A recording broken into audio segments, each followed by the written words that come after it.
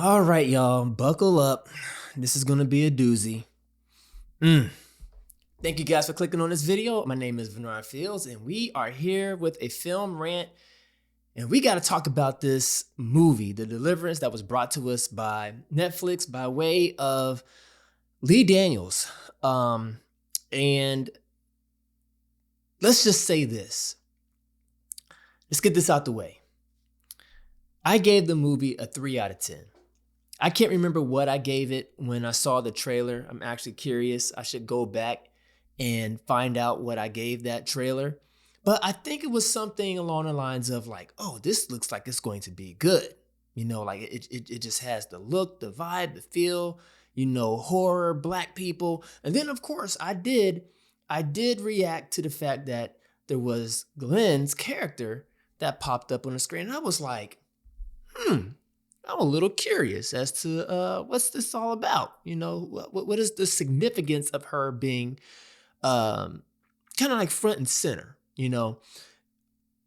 Spoiler alerts. Just gonna let you all know that up front. We're gonna talk spoilers. So in case if you don't want to be spoiled, this is your chance to go ahead and leave. Come back after you watch the movie, and then we can, have some dialogue within the comments down below. I would love to continue. But yeah, I thought to myself when I saw her character, I was like, this is a slippery slope. But Glenn is giving me black vibes. It's almost kind of like as funny as hearing Donald Trump saying like, they're going to take our black jobs. And people were like, yo, what's a black job? And then the whole meme was going out there like, this is what a black job is. I mean, even the Hispanic Latino community got behind it and they were making spoof videos. It was beautiful because, we can laugh at each other's ignorance and sometimes we can laugh at our pains. But this is one of those things where I'm starting to see that this movie is kind of divisive. I'm seeing a lot of people saying that they like the film. I'm seeing a lot of people say they dislike the film. I kind of falls along the lines of I dislike the film, but I wouldn't say it's complete and total trash. So let me go ahead and give the praises real quick and get that out the way, and we're gonna jump right back on to Glenn Close because we gotta have a discussion about this sister here. So I thought that the casting was good. All of the actors on there were solid. They were solid. And that's where I stopped. that's where I have to stop because then everything else is just like, oh my God, this is first of all dealing with the story that these characters were given, that these actors were given. I don't know why they said yes. Sometimes you'd say yes because you just need a payday. Coming off of the tail end of the strikes and the pandemic, Hollywood has been taking a hit. And I can only imagine that some of these actors, despite their popularities, despite their celebrity, despite the films that they're associated with, they still got bills that they got to pay and take care of. And they got a certain lifestyle that they got to, keep up. But, that still doesn't give you an excuse to have such a horrible adaptation to a real life situation that had occurred. People are even saying, go watch the documentary on the incident. Don't watch this because the actual documentary is actually more frightening than this film here presented by Netflix and Lee Daniels. Like, don't.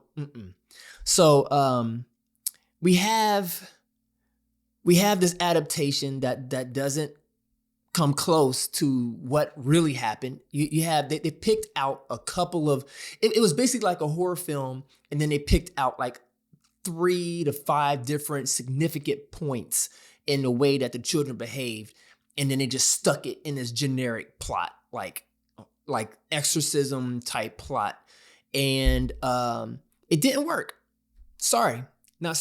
Didn't work. They were better off sticking closer to the actual events that had happened. They were better off sticking with the act, a remake of what the home looked like. I mean, because the home has now since been demolished because of the paranormal activities that have been taking place there that has been recorded. They decided to bulldoze the place down. But one of the bigger changes that they did not prep us for was this whole thing of changing the character of the grandmother. Like, so the grandmother was not white. The grandmother was black. This happened to an all-black family. And then you have this rendition, this adaptation where you have Glenn Close stuck in this position, which is forgivable. Of course, people can take their own creative liberties and everything. But what was crazy was that Glenn's character gave off some seasoned black vibes, and they were pretty authentic, if you ask me. I mean, she did a great job. She actually, in my opinion, displayed the most character range from who she is. To be able to I don't know how she did it, and I know I can hear it. People are like, "Oh my gosh, she was just pretty much, doing blackface and blah blah blah," and it's like, really? I don't know, because where I live, I'm from Cincinnati, Ohio, and there are different sections of Cincinnati, Ohio. First of all, let me say that we're very diverse here. We have our, I would almost say maybe 60-40. It might be closer now, but, with it being 40%, of the city is black. And you have 60% that that is white, and that's just me being like surfacey with it. And of course, there's other demographics that are here, so let's not even discuss that. But the sheer fact that even when it comes to all of these different communities within Cincinnati, there are certain communities out there that got an Alberta. Now, that even within itself, her name is Alberta. I've never, ever, ever, ever, ever heard of a white woman named Alberta. That's just me. Not saying it doesn't exist, but in Lee Daniels' world, it does. All the Albertas that I know, first of all, it's an old name. But secondly, they're black women. I've never come across a white woman named Alberta. But here we are. We got this woman who, without question, for people who want to, say, well, what's acting black? Because I see a lot of black people saying that. What does it mean to act black? Come on, y'all. We know what it is. For some of us, it's kind of hard to put our finger on it, but you know it when you see it. You know it when you hear it. It's like, it's not like an Eminem. You know what I'm saying? Like Eminem is still like, he's white. I ain't gonna say he acts white, because you have to, of course, ask that question. What does that mean?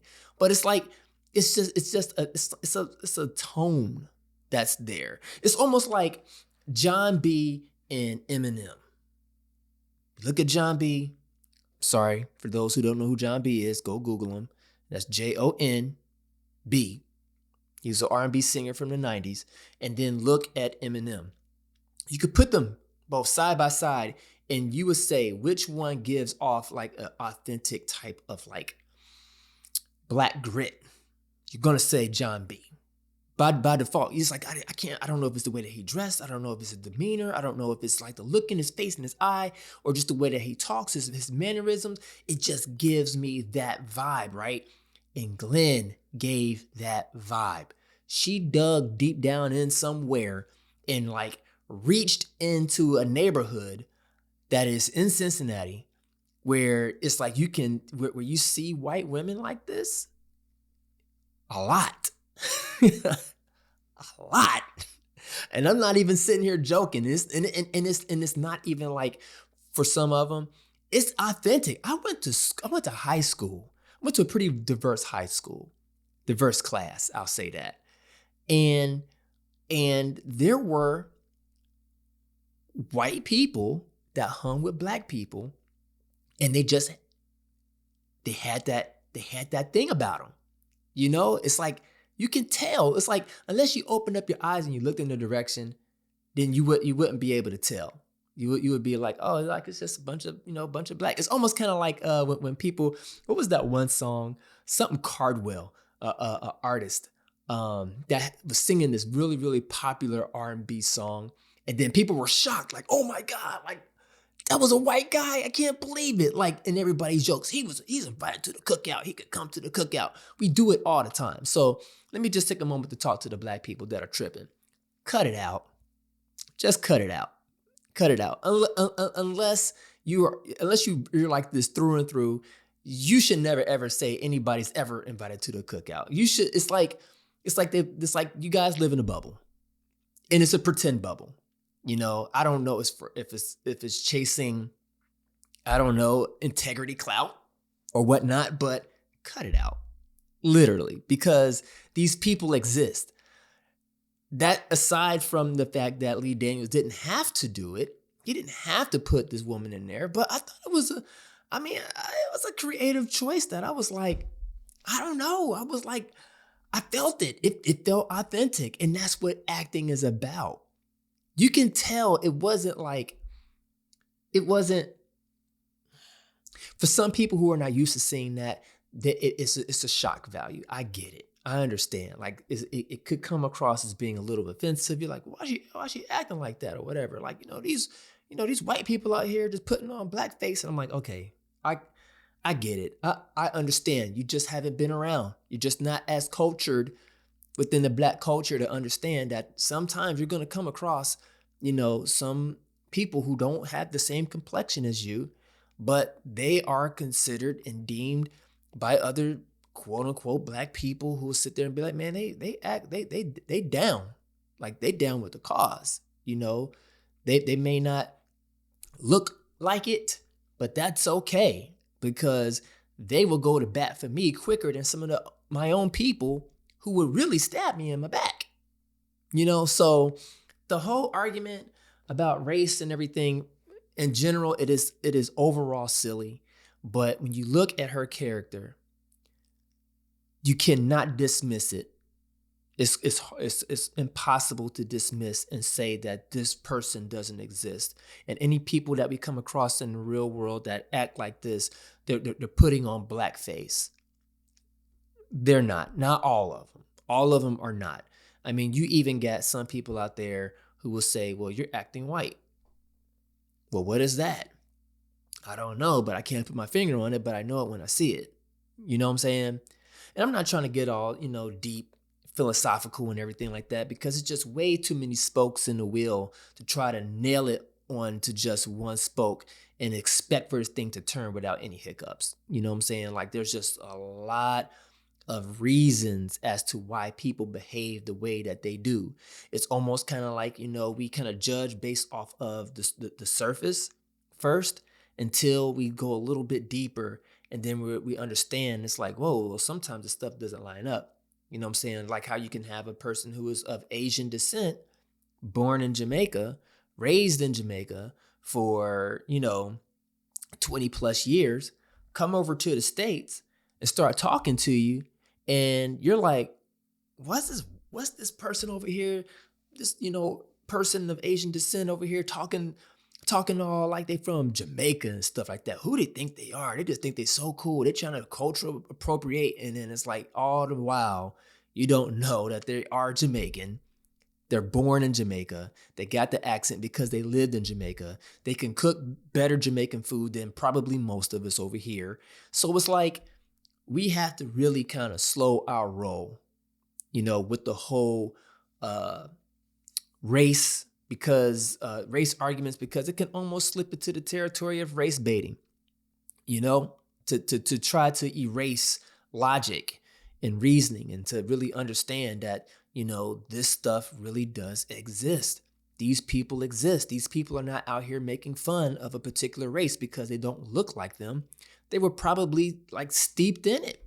And that's not their fault. That's not their fault. Golly, I would even drop out there. This has been an ongoing term for decades, but Oreos, like black people know what an Oreo is. I don't know if too many white people, but I know within the black community and culture that I grew up in, oh, You call a black person an Oreo, we know exactly what that is. It's like you're black on the outside, but inside, yeah, you're white. You're white. You look like one of us, but deep down inside, you're not. And if there was a wafer cookie out there that was flipped the direct opposite of that, that's Glenn Close's character, Alberta. She would be the reverse Oreo cookie. So that's all I got to say about that, And let's just take a real quick look at her body of work. Here we have the Deliverance that just came out. She has a good body of work. I didn't know that she was in Guardians of the Galaxy, or I forgot about that. She was in Hillbilly Elegy. So for all those JD Vance fans out there, that's what that's all about. So I'm sure she played, because I saw the trailer for that, and she disappeared into the role. And that's the other thing about acting. You do a really good job at acting when you disappear into the role. If you cannot disappear into the role, then your acting is not as deep as it may be. Doesn't mean that it's not good. It's kind of like how people say, Samuel Jackson is just the same through and through. Like, no matter what role he's playing, it's Samuel Jackson. And that's what he gets hired for. It's like very rarely does this guy ever. I've never seen Samuel Jackson disappear into a role where I'm like convinced that that's not Samuel Jackson. Samuel Jackson, Nick Fury is the same one. Same guy from Snakes on a Plane, which is the same guy from any of his other movies. It's the same guy, same character, just skinned a little bit differently and put in various different scenarios. But when it comes to her acting, she was in Swan Song too. I forgot about that. That was a great film. Go check out Swan Song. Woo, that was a good film. Man, really, really good film. What else is on here that she's been in? Oh yeah, she was in Guardians of the Galaxy, the first one as well. I see that here. Hoodwinked. She was in some Shield here. She was also in 101 Dalmatians and 102 Dalmatians, as you can see right there. Tarzan, Air Force One. She has a really steep and deep filmography. Go check it out yourself. The Elephant Man. Go check it out. But anyways, that's it. That's all I wanted to get on here and say about Glenn Close and the film community out there and how people are feeling super divided about it, and especially around her character. A lot of people are turned off by it. They're turned off by it. And for, legitimate reasons that they have. I'm not going to sit there and say that, these people are wrong in their emotions and feelings. Everybody's entitled to their opinion, just like I gave mine. So I thank you all for sitting with me this whole time, whether you agreed or you disagreed or you're just like up in the air, just sat here and listened to my opinion. I don't take that for granted. I asked all that you would do is to leave a comment down below. Let me know what your thoughts are. Do you think that I was off base? Do you think I was on base or a little semi 50-50? Go ahead and do that. Give this video a thumbs up. If you haven't already, please subscribe and hit that notification bell because I do drop as often as I can. Remember to always put forth your best. And like we always say on this channel, y'all, peace in, and everybody say, confusion out.